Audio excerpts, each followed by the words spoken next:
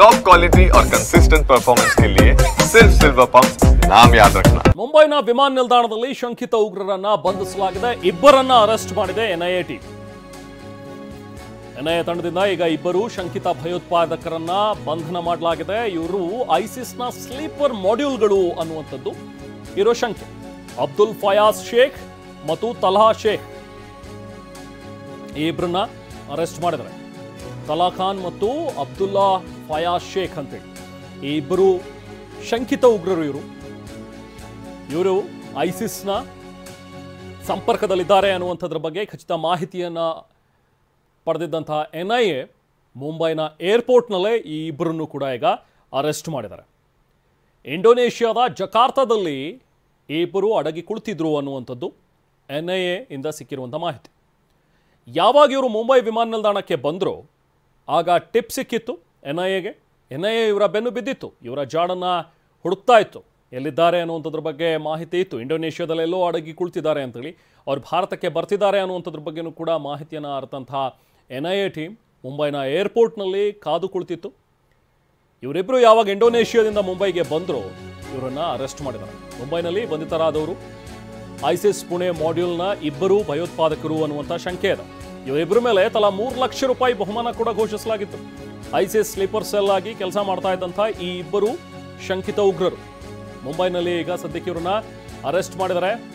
ISIS Pune ಮಾಡ್ಯೂಲ್ನ ಇಬ್ಬರು ಭಯೋತ್ಪಾದಕರು ಅನ್ನುವಂಥದ್ರ ಬಗ್ಗೆ ಈಗ ಇವ್ರ ಮೇಲಿರುವಂತಹ ಶಂಕೆ. ಮುಂಬೈ ವಿಮಾನ ನಿಲ್ದಾಣದ ಟರ್ಮಿನಲ್ 2 ಆ ಏರಿಯಾಕ್ಕೆ ಬಂದಂತಹ ಸಂದರ್ಭದಲ್ಲಿ ಅಲ್ಲೇ ಅವರನ್ನ ಅರೆಸ್ಟ್ ಮಾಡಿ ಎನ್ಐಎ ಕರ್ಕೊಂಡು ಹೋಗಿದೆ. ಈಗ ಅಜ್ಞಾತ ಸ್ಥಳಕ್ಕೆ ಕರೆದೊಯ್ದು ವಿಚಾರಣೆಯನ್ನು ಎನ್ಐಎ ಟೀಮ್ ಮಾಡ್ತಾ ಇದೆ. ISIS ಟೀಮ್ನಲ್ಲಿ ಇವರು ಸಕ್ರಿಯರಾಗಿದ್ದರು. ಇವರು ಭಾರತದ ಲಿಂಕ್ ಆಗಿದ್ರು, ಅದರಲ್ಲೂ ಪುಣೆ ಮಾಡ್ಯೂಲ್ನಲ್ಲಿ ಕೆಲಸ ಮಾಡೋರು ಇವರು ಅನ್ನುವಂಥದ್ದು ಗೊತ್ತಾಗಿದೆ. ಮುಂಬೈ ಏರ್ಪೋರ್ಟ್ ಮತ್ತು ತಾಜ್ ಹೋಟೆಲ್ಗೆ ಬೆದರಿಕೆ ಹಾಕಿದ್ದು ಮುಂಬೈ ವಿಮಾನ ನಿಲ್ದಾಣ ಪೊಲೀಸರಿಗೆ ಒಂದು ಇಮೇಲ್ ಬೆದರಿಕೆ ಕರೆ ಬಂದಿದೆ. ಛತ್ರಪತಿ ಶಿವಾಜಿ ಅಂತಾರಾಷ್ಟ್ರೀಯ ವಿಮಾನ ನಿಲ್ದಾಣ ಹಾಗೆ Taj hotel, Taj palace hotel ದುಷ್ಕರ್ಮಿಯೊಬ್ಬ ಬೆದರಿಕೆ ಹಾಕಿದ್ದಾನೆ.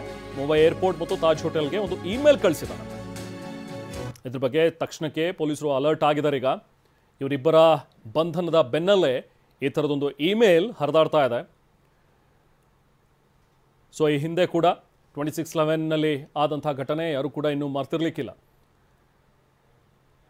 ಅವತ್ತು ಆದಂಥ ಒಂದು ಭಯೋತ್ಪಾದನಾ ಅಟ್ಯಾಕ್ ಏನಿತ್ತು, ಸೊ ಅದರಿಂದ ಇಡೀ ಮುಂಬೈ ನಗರಿ ಭಾರತದಾದ್ಯಂತ ಜನ ಬೆಚ್ಚಿ ಬಿದ್ದಿದ್ರು.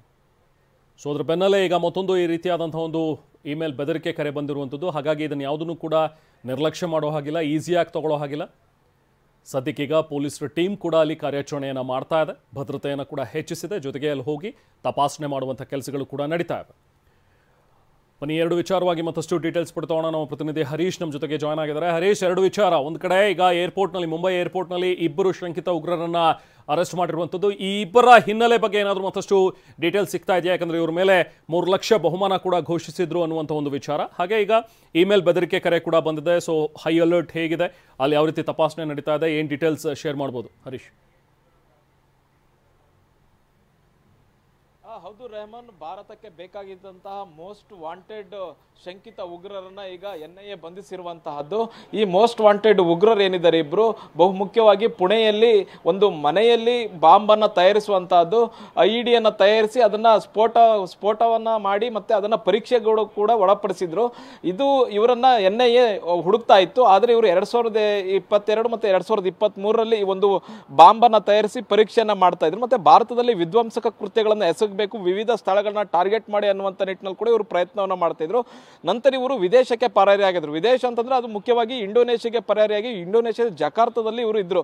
ಈಗ ಎಲ್ಲವೂ ಶಾಂತ ಆಗಿದೆ, ನಮ್ಮನ್ನು ಯಾರು ಹಿಡಿಯೋದಿಲ್ಲ ಅನ್ನುವಂಥ ಕಾರಣದಿಂದ ಮತ್ತೆ ಅವರು ಭಾರತಕ್ಕೆ ಬಂದು ಮತ್ತಿಲ್ಲಿ ವಿಧ್ವಂಸಕ ಕೃತ್ಯಗಳನ್ನು ಮಾಡುವಂಥದ್ದು, ಮತ್ತಿನ್ನೊಂದಷ್ಟು ಜನರನ್ನ ತಮ್ಮ ಐಸಿಸ್ ಸಂಘಟನೆಗೆ ಸೇರಿಸ್ಕೊಳ್ಳುವಂಥ ಪ್ರಯತ್ನದಲ್ಲಿ ಅವರು ಇದ್ರು ಅಂತ ಕಾಣಿಸುತ್ತೆ. ಹಾಗಾಗಿ ಇವತ್ತು ಅವರು ಮುಂಬೈಗೆ ಬರ್ತಕ್ಕಂಥ ಸಂದರ್ಭದಲ್ಲಿ ಇಮಿಗ್ರೇಷನ್ ಬ್ಯೂರೋದ ಅಧಿಕಾರಿಗಳು ಮೊದಲು ಅವರನ್ನು ಹಿಡಿದಿದ್ದಾರೆ. ಅಂದ್ರೆ ಛತ್ರಪತಿ ಮಹಾರಾಜ ಏನು ಟರ್ಮಿನಲ್ ಏನಿದೆ, ವಿಮಾನ ನಿಲ್ದಾಣ ಏನಿದೆ, ಈ ಒಂದು ಎರಡನೇ ಟರ್ಮಿನಲ್ 2 ನಲ್ಲಿ ಅವ್ರನ್ನ ಇಮಿಗ್ರೇಷನ್ ಬ್ಯೂರೋದ ಅಧಿಕಾರಿಗಳು ಫಸ್ಟ್ ಅವ್ರನ್ನ ಹಿಡಿದುಕೊಳ್ತಾರೆ.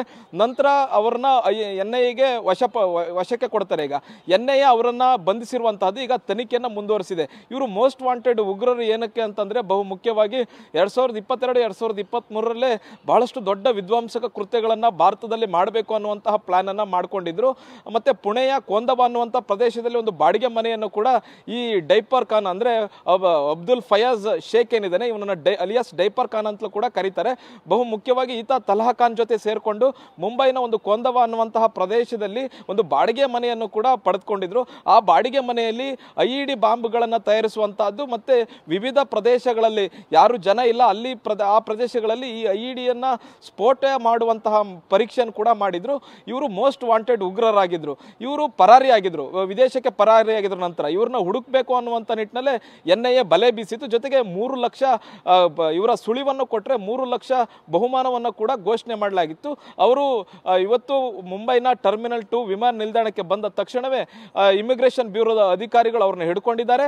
ಬಹು ಮುಖ್ಯವಾಗಿ ಅವರನ್ನ ಈಗ NIA ಬಂಧಿಸಿದೆ, ತನಿಖೆ ಮುಂದುವರೆದಿರುವಂತಹದ್ದು. ಬಹು ಮುಖ್ಯವಾಗಿ ಅವರು ಇಂಡೋನೇಷ್ಯಾದಲ್ಲಿ ಏನ್ ಮಾಡ್ತಿದ್ರು, ಅವರಿಗೆ ಯಾರ್ಯಾರ ಸಂಪರ್ಕ ಇದೆ, ಐಸಿಸ್ ಜೊತೆ ಇವರಿಗೆ ಇರತಕ್ಕ ಲಿಂಕ್ ಏನು, ಆ 2 ವರ್ಷದಲ್ಲಿ ಭಾರತದ ಯಾವುದಾದರೂ ಉಗ್ರ ಸಂಘಟನೆಗಳ ಜೊತೆ ಅವ್ರ ಲಿಂಕ್ ಏನಾದ್ರು ಇಟ್ಕೊಂಡಿದ್ರ, ಮತ್ತೆ ಬೇರೆ ಬೇರೆ ಕೃತ್ಯಗಳಲ್ಲಿ ಇವ್ರು ಏನಾದ್ರು ಭಾಗಿಯಾಗಿರುವಂತಹ ಉದಾಹರಣೆಗಳಿದೆಯಾ, ಹೀಗೆ ಎಲ್ಲವನ್ನು ಕೂಡ ಈಗ NIA ತನಿಖೆ ಮಾಡ್ತಾ ಇರುವಂತಹದ್ದು. ಇದರ ಮಧ್ಯೆ ಈಗ ಮುಂಬೈಗೆ ಪ್ರಮುಖ ಸ್ಥಳಗಳಿಗೆ ಈಗ ಸ್ಫೋಟಿಸುವಂತಹ ಬೆದರಿಕೆ ಬಂದಿರುವಂತಹದ್ದು. ಮುಂಬೈ ವಿಮಾನ ನಿಲ್ದಾಣ, ತಾಜ್ ಹೋಟೆಲ್ ಅನ್ನು ಸ್ಫೋಟ ಮಾಡ್ತೀವಿ ಅನ್ನುವಂಥ ನಿಟ್ಟಿನಲ್ಲಿ ಈಗ ಬೆದರಿಕೆ ಬಂದಿದೆ. ಇಮೇಲ್ ಎಲ್ಲಿಂದ ಬಂದಿದೆ ಅನ್ನುವಂತಹ ನಿಟ್ಟಿನಲ್ಲಿ ಈಗ ಪೊಲೀಸರು ತನಿಖೆಯನ್ನು ಮಾಡ್ತಾ ಇದ್ದಾರೆ.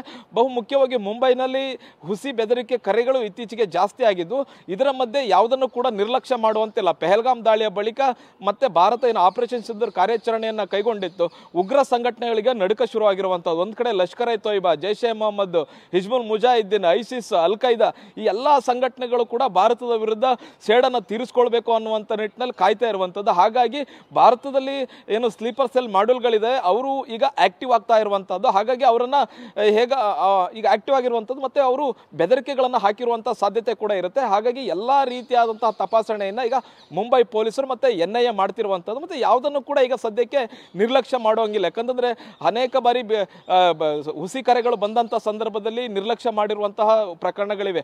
ಆದರೆ ಈ ವಿಚಾರದಲ್ಲಿ ಯಾವುದೇ ಕಾರಣಕ್ಕೂ ನಿರ್ಲಕ್ಷ್ಯ ಮಾಡುವಾಗಿಲ್ಲ. ಮತ್ತೆ ವಿಮಾನ ನಿಲ್ದಾಣವನ್ನು ಕೂಡ ತಪಾಸಣೆಯನ್ನ ಮಾಡಲಾಗ್ತಿದೆ, ಮತ್ತೆ ಹೋಟೆಲ್ಗಳನ್ನು ಕೂಡ ತಪಾಸಣೆಯನ್ನ ಮಾಡಲಾಗ್ತಿದೆ. ರೆಹಮಾನ್. ರೇಷ್